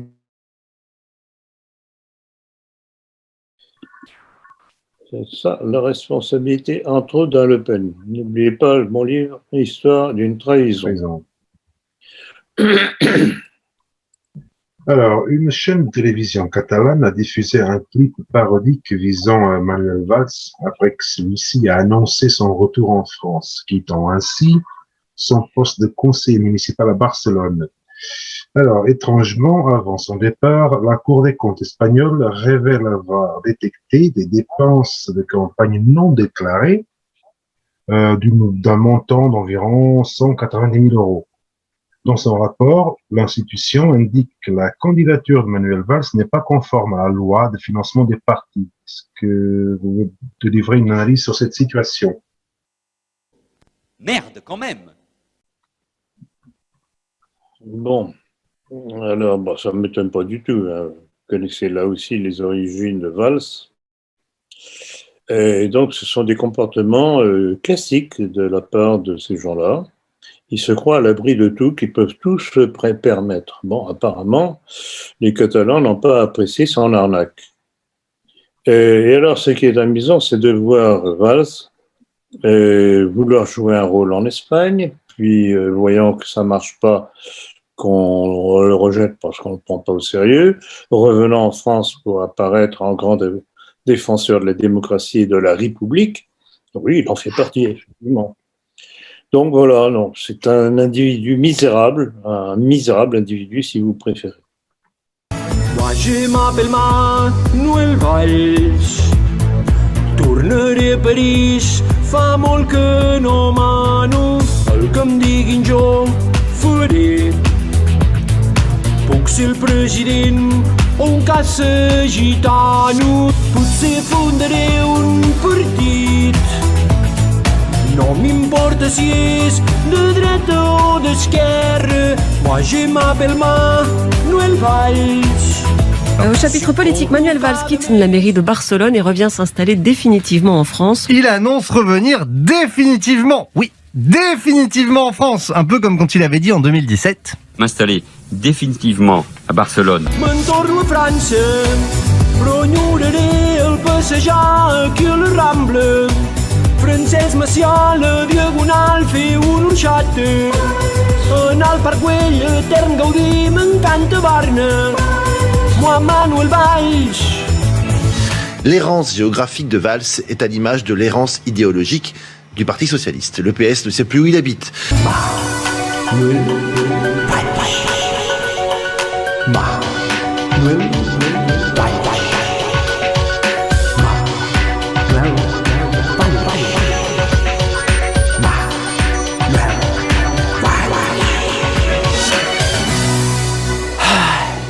Adéu, Ajuntament de Barcelona! Mai t'oblidaré! Perdoni, això és la Generalitat i aquí està l'Ajuntament. Mai me'n recordaré, però ara ja és igual. Apa, que us bombin! Oui, ça c'est vrai, mais bon, le problème c'est que je suis persuadé qu'il va se présenter, c'était où son fief déjà, à Évry, je crois. Il va peut-être se représenter là-bas, il va encore remporter la mairie, et les gens vont vite oublier que... Peut-être. Bon, c'est une possibilité, et là, évidemment, ça sera très regrettable, mais il est évident qu'il cherche à se relancer, et puis tous ces petits potes coreligionnaires vont tout faire pour qu'il soit réélu, c'est évident, pour lui redonner une carrière en France.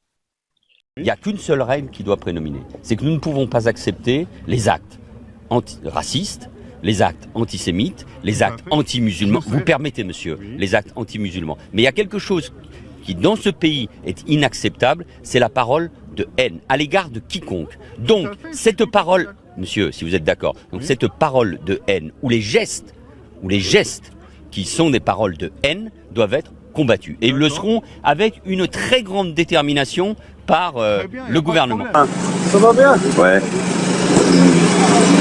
Belle image de la ville d'Evry. Vous avez quelques blancs? Non, quelques blancs, quelques white, quelques blancos.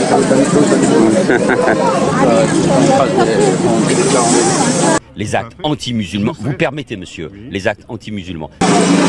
Belle image de la ville d'Evry. Vous avez quelques blancs? Monsieur, si vous êtes d'accord. Donc cette parole de haine. Vous avez quelques blancs? Non, quelques blancs, quelques white, quelques blancos.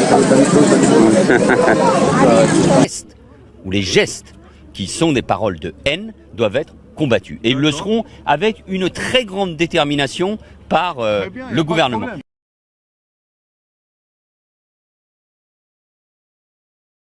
Oh chéri, il a échoué en Espagne, il faut le récupérer, voyons, un individu aussi précieux.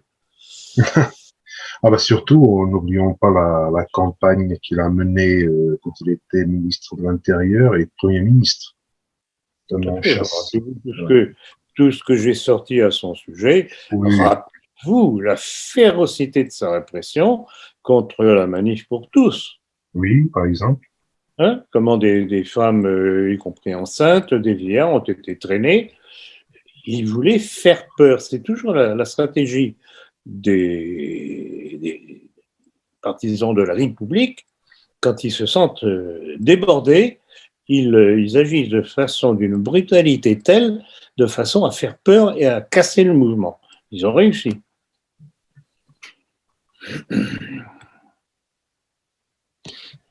On va aller de l'autre côté de l'Atlantique, Laurie. Oui. En Virginie, un professeur a été suspendu après avoir critiqué les changements de sexe et la théorie du genre en conseil scolaire. Est-ce que vous avez un commentaire? C'est beau la liberté. Ça existe la liberté? La liberté d'opinion, ça existe? Il a raison ce professeur. Tout de même, quelqu'un qui a eu le courage de défendre ses idées. C'est hallucinant, vraiment. On se rend compte à travers de ce genre d'informations à quel point les grands pays de l'Occident sont tenus par une mafia de détraqués sexuels. C'est la thèse de LGBT.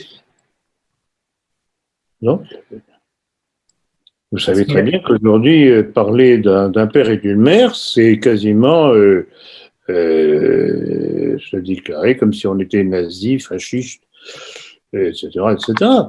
C'est un crime. Un crime, oui, contre la République et ceux qui la dirigent. Et là, il avait osé affirmer qu'un garçon biologique ne pouvait pas être une fille. Mais bien sûr. Mais bien sûr. Alors, on peut violer la nature, c'est évident. Il suffit de donner des hormones aux malheureux qui est soumis à ce genre de choses.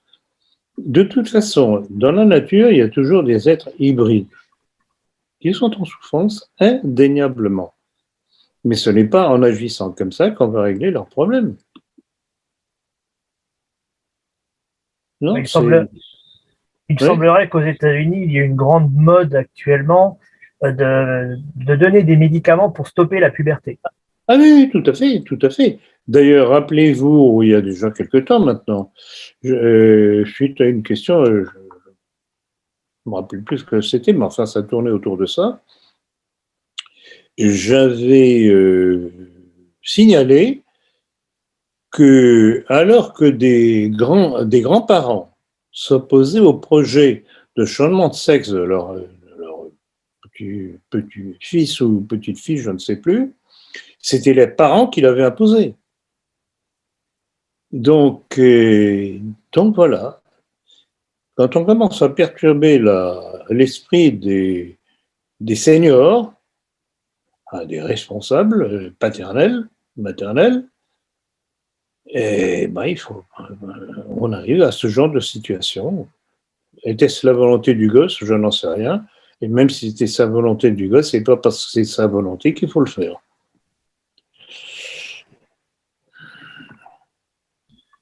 On va passer une question. Je voudrais, excusez-moi, mais je voudrais tout de même insister sur un aspect. Et croit-on qu'en faisant changer de sexe un individu, qu'il soit jeune ou moins jeune, on va le rendre plus heureux? Est-ce qu'on ignore le nombre de suicides qu'il y a parmi ces gens qui ne se sentent finalement ni l'un ni l'autre, ou qui ne sont pas d'accord avec leur changement de sexe? Mais pourquoi pas revenir à l'ancien? Non, et on est en pleine. Dès qu'on commence à jouer avec Dame Nature, attention, il y a de la casse. Et c'est l'être humain qui paye. On va aborder ce qui était une théorie du complot auparavant. Parce que, alors, selon la Financial Times, des chercheurs allemands auraient réussi à trouver une explication au phénomène des thromboses qui a conduit nombre de pays à prendre leur distance avec les vaccins AstraZeneca et Johnson & Johnson. Est-ce que vous avez vu cette information et qu'est-ce que vous répondez à ceux qui disaient que c'était une théorie du complot? Alors, c'est très intéressant justement parce que ça met en lumière et ça conforte encore tout ce que les professeurs Montagnier, Perron et autres signalent régulièrement de plus en plus souvent. Et je vais tout de même me baser justement sur l'information, un petit résumé de cette information pour que l'on comprenne quel est le fond du problème. Alors, ce qui a été découvert, c'est que les vaccins ont été conçus de telle sorte que cet adénovirus entre dans le noyau de la cellule. Donc, il y a une invasion des cellules de l'être humain par les éléments constitutifs du vaccin.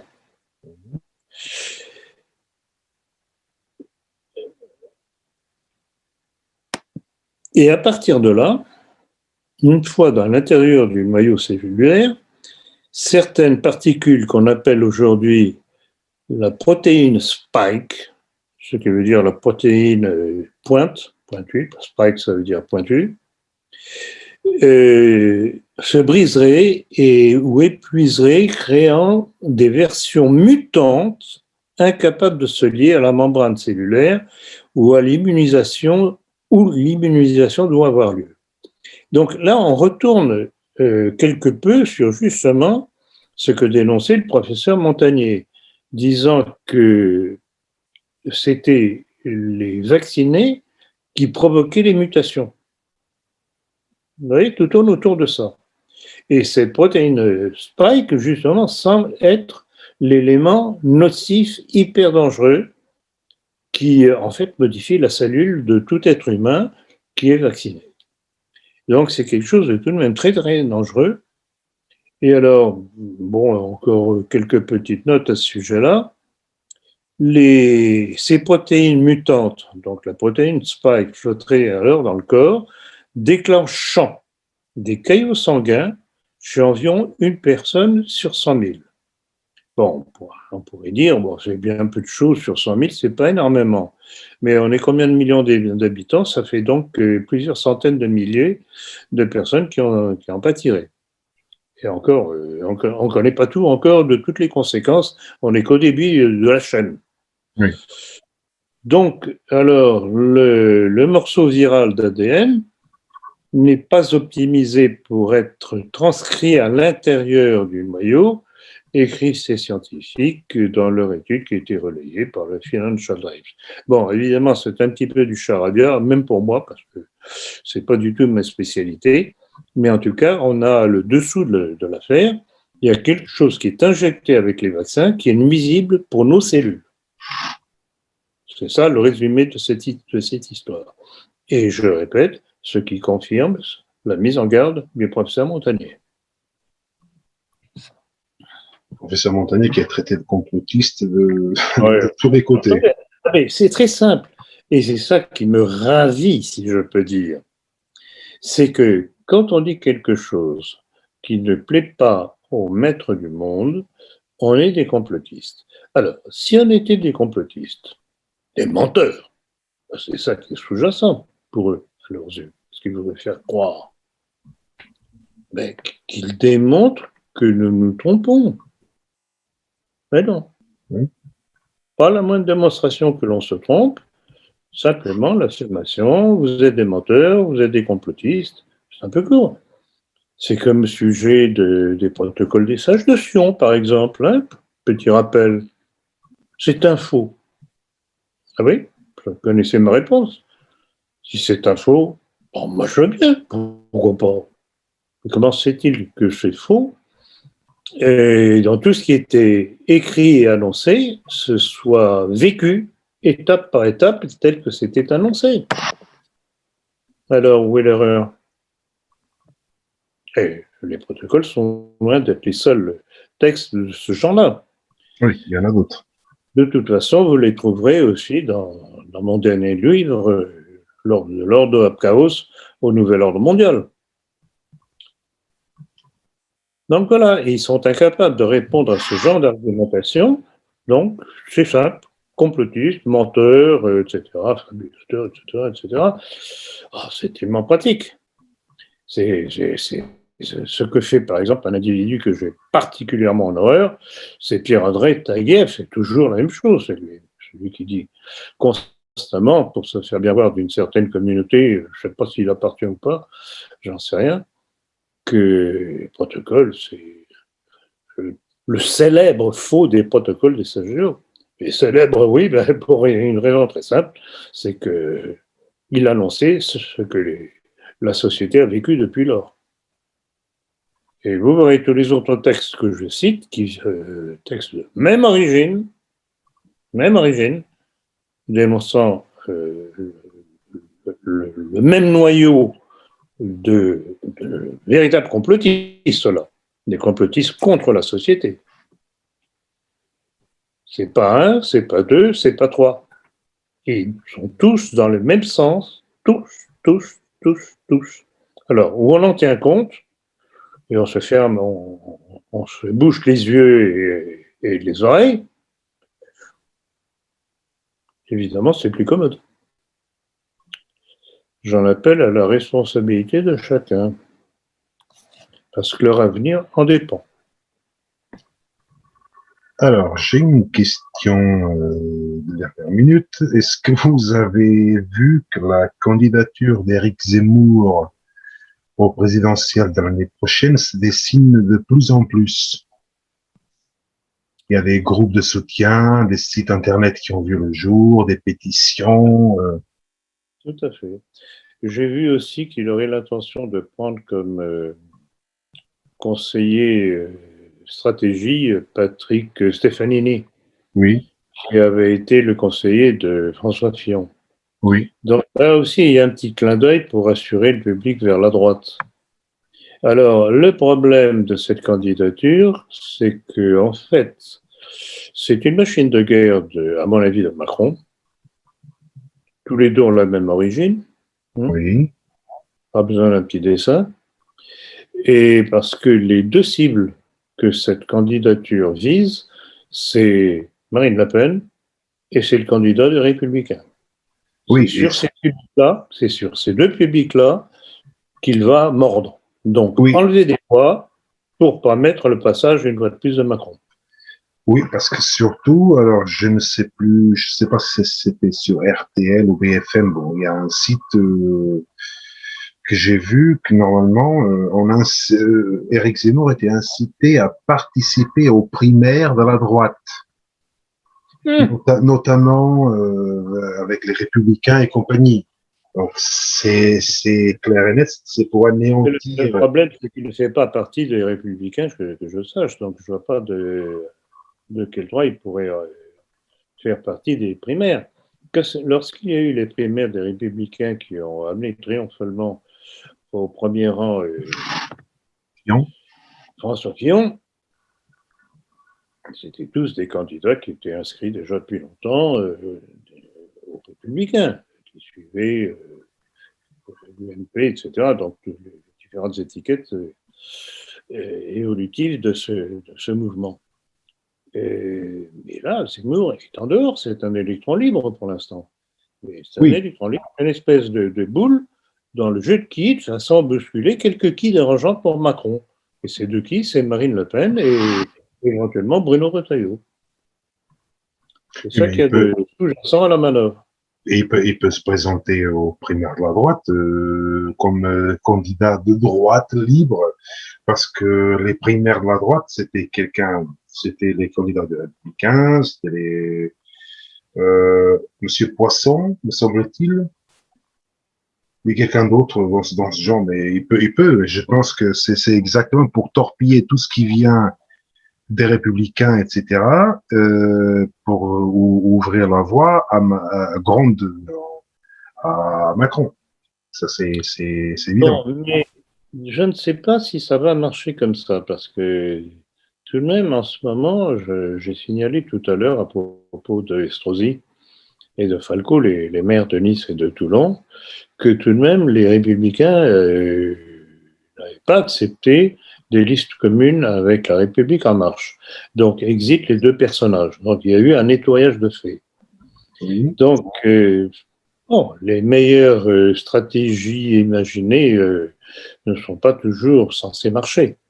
On verra. Tout va dépendre de la détermination au sein des Républicains et qui, finalement, mènera la danse.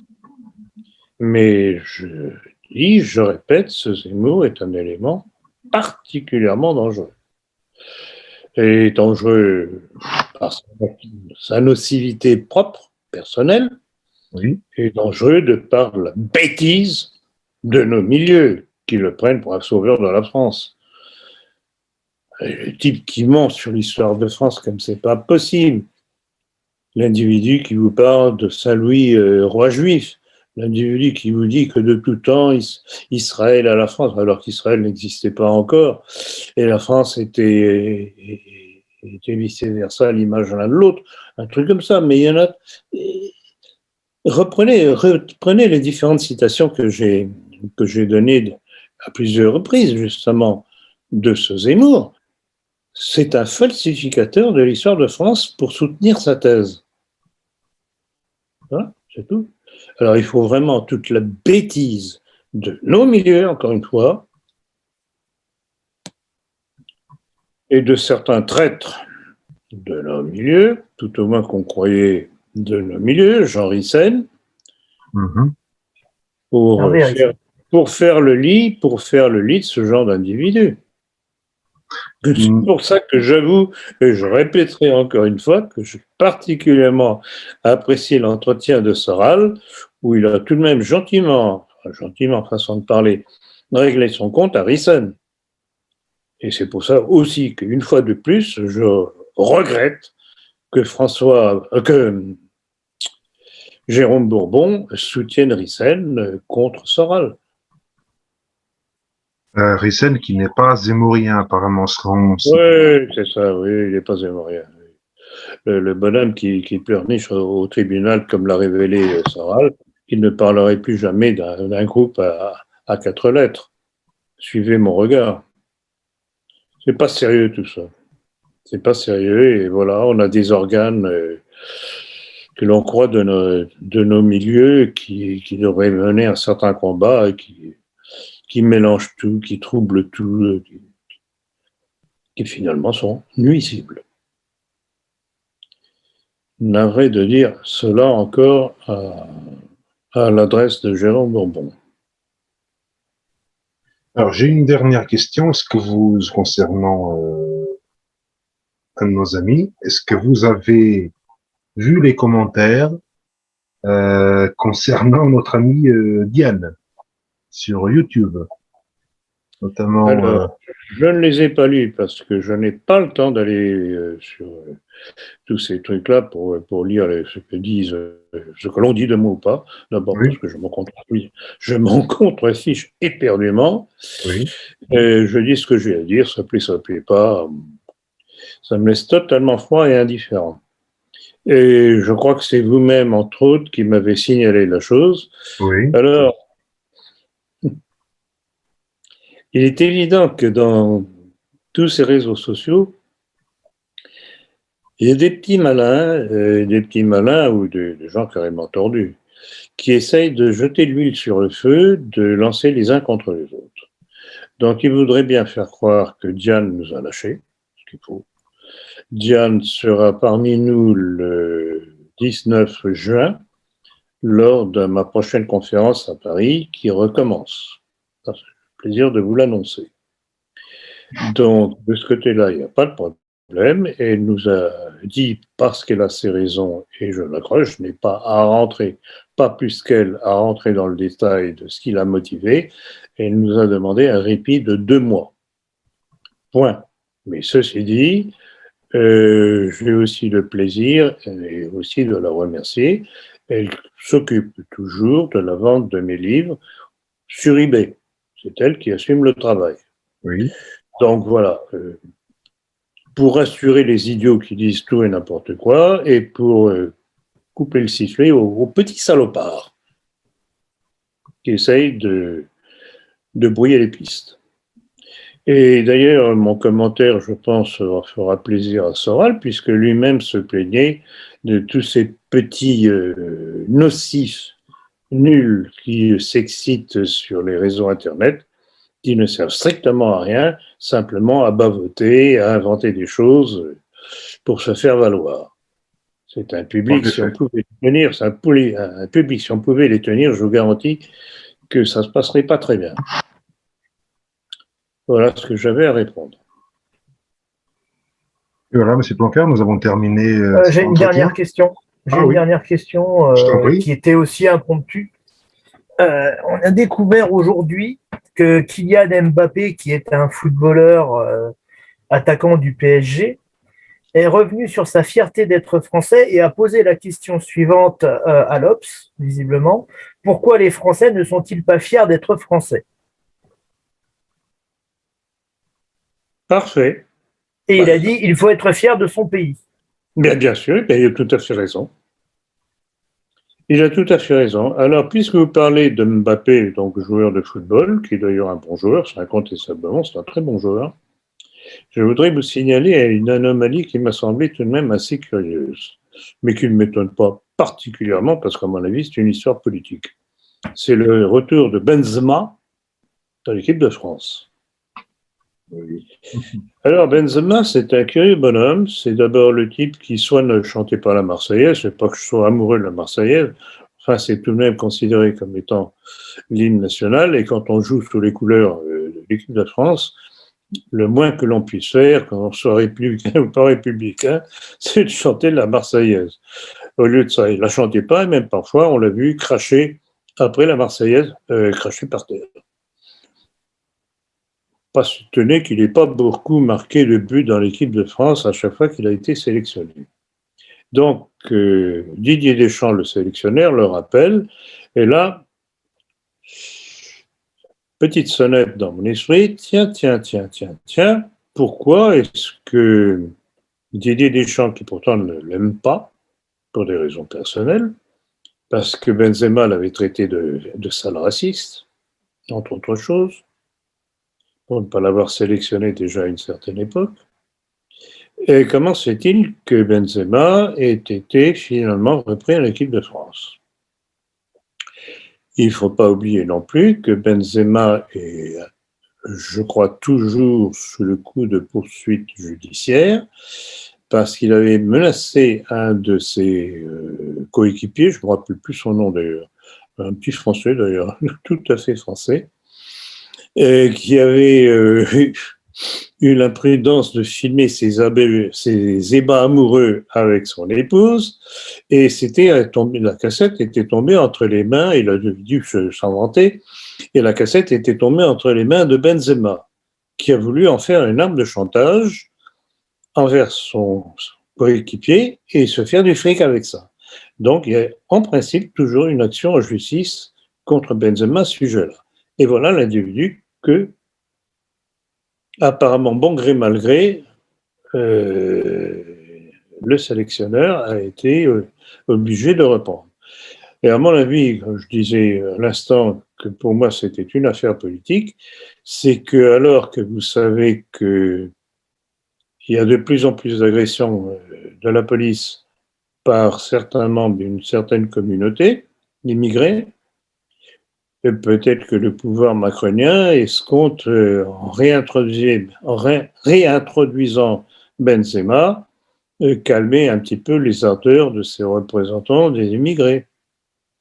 Je laisse ça à votre aimable réflexion. Peut-être, c'est possible. C'est possible. Non, mais vous vous rendez compte. Voilà ce qu'on appelle en équipe de France. Bon. Et nous avons terminé pour aujourd'hui cet entretien. Merci à Laurie de ta participation. Merci beaucoup. Merci Laurie, le temps que vous avez été pris un petit peu au débeauté. Vous aviez pas mal d'obligations dont vous m'avez fait part.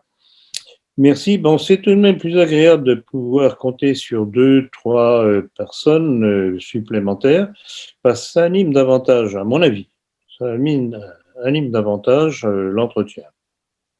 Et j'espère que la prochaine fois, notre ami Pierre sera là. Et puis peut-être qu'il y aura un petit nouveau, mais ce ne sera pas immédiat. J'ai reçu, pas plus tard que ce matin, un coup de fil qui m'a agréablement surpris. C'était très tôt d'ailleurs, de façon inhabituelle, les coups de fil politiques. C'était vers 9h. Et c'est un jeune qui me suit déjà depuis des années et qui me disait, je trouvais ça charmant d'ailleurs, voilà, j'ai enfin osé vous téléphoner. Et voilà. Alors je lui dis, ah bon, d'accord, et pourquoi? Et il me dit, ben voilà, je suis nationaliste, je me sens nationaliste, je veux faire quelque chose pour mon pays, pour le défendre, et voilà. Alors je vais prendre contact avec vous pour que vous me disiez comment je peux vous aider. Alors bon, on discutait un petit peu, je lui ai expliqué. En principe, il devrait venir à notre prochaine conférence et on verra. Donc voilà, ça se renouvelle. Non, ça ne se renouvelle pas. Ça s'étoffe tous les jours, un peu plus. Donc on n'a pas de problème de recrutement. Ça vient tout seul et la logique sans appel de mes analyses, froidement, disant les choses telles qu'elles sont, ça attire les gens au milieu de ce magma indéfini de ce qu'on appelle nos milieux. Voilà, je voulais terminer là-dessus. Merci de m'avoir fait penser à ça au travers de votre question. Voilà, chers amis, merci d'avoir posé ces questions très intéressantes et au prochain épisode. Et le prochain épisode, non, peut-être qu'il y en aura un autre avant de le faire à Paris. Je n'en sais rien. Tout dépendra de l'actualité. Voilà, donc bonne soirée à vous deux et merci. Bonne soirée. Bonne soirée. Bonne soirée.